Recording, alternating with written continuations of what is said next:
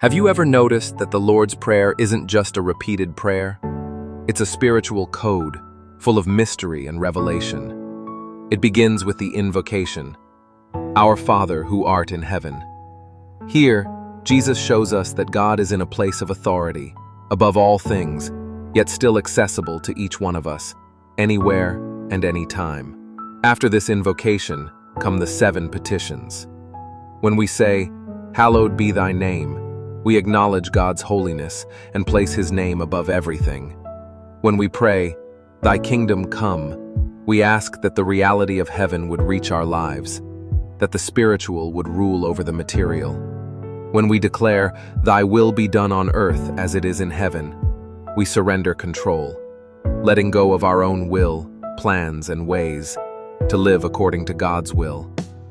When we say, "Give us this day our daily bread," we're not only talking about physical food, but also the nourishment of the soul, the daily provision that only He can give. In the phrase, "Forgive us our trespasses, as we forgive those who trespass against us," we find the key to freedom. Forgiveness heals us, restores relationships, and opens our hearts to grace. When we cry out, "Lead us not into temptation," we recognize our weakness and ask for strength to resist the traps that appear along the way.